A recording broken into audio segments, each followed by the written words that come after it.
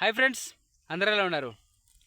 రీసెంట్గా మనకి హర్ష సాయి ఉన్నాడు. హర్ష సాయి అంటే డబ్బులు ఎక్కువగా పేద ప్రజలకు ఇస్తూ ఉంటాడు, పంచుతూ ఉంటాడు. అటువంటి వ్యక్తి రీసెంట్గా మనకు ఒక వీడియో చేశాడు పలక్నామా ప్యాలెస్ గురించి. పలక్నామా ప్యాలెస్ అనేది హైదరాబాద్లో ఉంది. ఈ పలక్నామా ప్యాలెస్ ఏ విధంగా ఉంటుందంటే అది ఒక ఇంద్ర భవనం లాగా ఉంటుంది. అక్కడికి పేదవాళ్ళు ఎవరు వెళ్ళి బస చేయడం అంటే అన్నం తినడానికి కూడా కుదరదు. అసలు మనకి ఎంట్రీనే దొరకదు లోపలికి చెప్పాలంటే పలక్నామా ప్యాలెస్లోకి. అంతటి గొప్ప ప్యాలెస్ అది. ఆ ప్యాలెస్ వీడియోని పూర్తి వీడియోని ఒక రోజంతా మనకి హర్ష చూపించాడు. ఒక దగ్గర దగ్గర ఒక 100 మంది పిల్లల్ని వేసుకొని పోయాడు, పెద్దవాళ్ళని పిల్లలంతా పేద ప్రజల్ని వీడియో చూపించాడు. చూడండి, వీడియో బాగుంది. అటువంటి పలక్నామా ప్యాలెస్లో రీసెంట్గా ఫుట్బాల్ స్టార్ ఉన్నాడు కదా, మెస్సీ. ఫుట్బాల్ స్టార్ మెస్సీ వచ్చేసి ప్రముఖ ఫేమస్ ఫుట్బాల్ స్టార్ మెస్సీ. ఆ మెస్సీ గారు అయితే అక్కడ భోజనం అయితే చేశారండి. ఆయన ఆ భోజనం చేసిన దానికి బిల్లు, వాటి ఖర్చు డీటెయిల్స్, ఆ పలక్నామా డీటెయిల్స్ కనుక చూస్తే మన పక్కనే ఉండే చాలా విషయాలకు సంబంధించి చరిత్ర మీద మనకి అవగాహన ఉండదు. మిగిలిన దేశస్తులతో పోలిస్తే భారతీయులకు చరిత్ర మీద చాలా ఆసక్తి పెద్దగా కనిపించదంట. ఎందుకంటే మనకి ఎక్కువ పని ఉంటుంది. సో మనము హిస్టరీ మీద అంత డీప్గా వెళ్ళలేము. సో మిగతా దేశస్తుల వాళ్ళకి హిస్టరీ మీద డీప్గా వెళ్ళేటటువంటి ఆసక్తి ఎక్కువ ఉంది. చెప్పాలంటే వాళ్ళే మనకి ఇది కావచ్చు, ఇది డిస్కవరీ ఛానల్స్ ఇవన్నీ కూడా స్టార్ట్ చేయింది. అదే మన ఇండియా వాళ్ళు స్టార్ట్ చేయంటే బాగుండేనని నా ఆలోచన. దాని లోతుల్లోకి వెళ్ళి విషయాలని మనం సేకరిస్తే ఆ విషయాల్లో మంచి మంచి విషయాలు ఉంటాయి. చరిత్రలో మనకి మంచి మంచి విషయాలు చెప్తుంది చరిత్ర.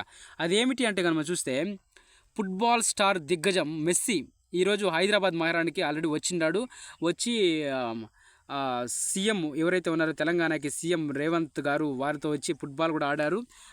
స్టేడియంలో, ఇందిరాగాంధీ స్టేడియంలో చాలా బాగుంది. ఆయనకి బస ఏర్పాటు చేశారు పలక్నామా ప్యాలెస్లో. ప్రత్యేక విమానంలో ఆయన హైదరాబాద్కి చేరుకున్నారు. తెలంగాణ రాష్ట్ర ముఖ్యమంత్రి రేవంత్ గారితో కలిసి ఫుట్బాల్ మ్యాచ్ ఫ్రెండ్లీగా ఆడుతున్నారన్నటువంటి విషయం కూడా అందరికీ తెలిసి జరిగింది. అది హైదరాబాద్ పర్యటనలో భాగంగా మెస్సీ ఎక్కడ బస చేస్తారు అన్నంతనే ఒక సందేహం వచ్చింది అందరికీ.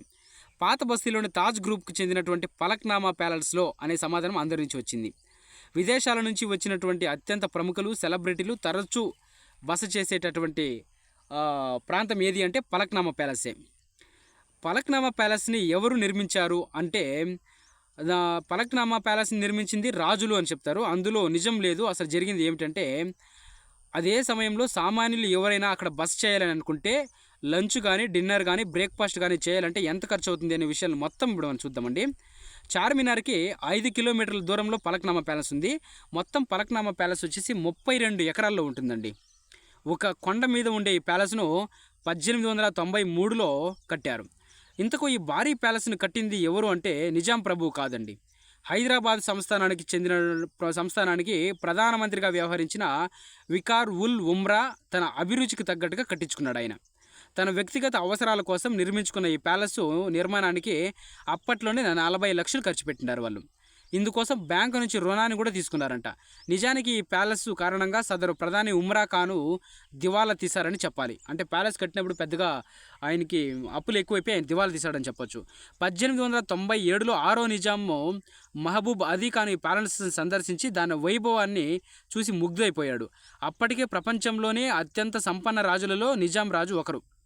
నిజాం ప్రభు ఈ ప్యాలెస్ని చూసి తన మదిలో పడినటువంటి ఆ యొక్క ఏదైతే ఉందో ఇంత మంచి ప్యాలెస్, ఇంత గొప్ప ప్యాలెస్ని బహుమతిగా ఆయన తన యొక్క పెళ్ళానికి ఇవ్వాలని నిశ్చయించుకున్నాడు. అయితే ఈ సందర్భంగా నిజాము దాని విలువలో కొంత భాగాన్ని చెల్లించి ఆ ప్యాలెస్ను తన స్వాధీనంలోకి తీసుకోవాలి అని ఆయన అనుకున్నాడు. అక్కడ కొనుక్కోవాలని, అంటే ఇప్పుడు ఒక 30 లక్షలు ఉంది అనుకోండి, సగం 15 లక్షలు ఇచ్చేసి ఆ ప్యాలెస్ని కొనుక్కోవాలని అనుకున్నాడు అప్పట్లో. అప్పటి నుంచి ఈ ప్యాలెస్ నిజాం రాజు కుటుంబానికి రాజా అతిథి గృహంగా మారింది. కాలక్రమేణా అది ఆలనా పాలన చూసుకునే విషయంలో నిజాం రాజు కుటుంబీకులు పెద్దగా ఫోకస్ చేయలేదు దానిపైన. సో ఈ నేపథ్యంలో దీన్ని 2010లో తాజ్ గ్రూపు నిజాం కుటుంబం నుంచి 30 ఏండ్లకి లీజు తీసుకుంది. ఏడాదికి ₹1,00,00,000 చొప్పున లీజు చేసుకుంది. ఈ ఆర్థిక లావాదేవీలు పెద్దగా బయటకు రాలేదు. ఇది దీనిలో ఎంతవరకు నిజముందో తెలియదు, కానీ ఇప్పుడు తాజ్ గ్రూప్ అయితే దాన్ని నడిపిస్తూ ఉంది. ఈ లీజు ఒప్పందంలో భాగంగా ప్యాలెస్ను భారీ ఎత్తున మళ్ళీ కన్స్ట్రక్షన్ చేసింది. ఇందుకోసం 10 ఏళ్ళు సమయం పట్టింది. అలాగే 2010లో దీన్ని హోటల్ను పూర్తిగా రూపురేఖలు అన్నీ మార్చేశారు. పూర్తిగా రూపురేఖలు అంతా మార్చేస్తే ఈ మధ్య నిర్వహించినటువంటి మిస్ వరల్డ్ పోటీలు కావచ్చు, తెలంగాణ ప్రభుత్వం ఏర్పాటు చేసింది, వీళ్ళంతా కూడా వాళ్ళ సెలబ్రిటీస్ ఎవరైతే వచ్చారో వీళ్ళందరూ కూడా పలక్నామా ప్యాలెస్లోనే భోజనాలు అయితే ఏర్పాటు చేయడం జరిగింది. దీనికి సంబంధించి బాలీవుడ్ నటుడు సల్మాన్ ఖాన్ కూడా తన సోదరి పెళ్లిని పలక్నామా ప్యాలెస్లోనే ఆయన అంగరంగ వైభవంగా జరిపించారు.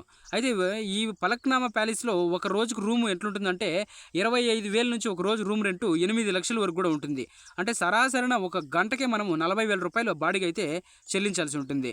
ఇంకా లగ్జరీ సూట్ ధర రేటు కనుక చూస్తే ఒక రోజు రాత్రికి 1,00,000 నుంచి 8 లక్షల వరకు కూడా చెల్లించవలసి ఉంటుంది. అలాగే భోజనం ఒక ప్లేట్కి 7,500 నుంచి 8,500 వరకు కూడా ఉంటుందండి ఒక ప్లేట్ భోజనం. ఈ విధమైనటువంటి రేట్స్, అంత గొప్ప ప్యాలెస్ పలక్నామా ప్యాలెస్ అని చెప్పొచ్చు. మనమైతే పల్లెటూరులో ఉండేవాళ్ళు పేదవాళ్ళు అయితే పోయి తినలేము. పెద్ద పెద్ద స్టార్లు, పెద్ద పెద్ద సౌకారులు, ధనవంతులు అయితే వెళ్ళి తినచ్చు.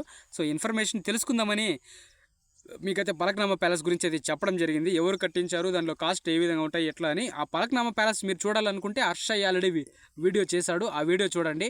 మీకైతే చాలా డీప్గా చూపించాడు ఆయన పలక్నామా ప్యాలెస్ గురించి. వీడియో నచ్చుంటే ఒక లైక్ చేయండి. అలాగే నేను పెట్టేటటువంటి డైలీ వీడియోస్ అన్నీ కూడా మీకు అప్డేట్స్ రూపంలో రావాలి అనుకుంటే ఛానల్ సబ్స్క్రైబ్ చేసుకుని బెల్ ఐకాన్ ఆన్లో పెట్టుకుంటారని ఆశిస్తున్నానండి.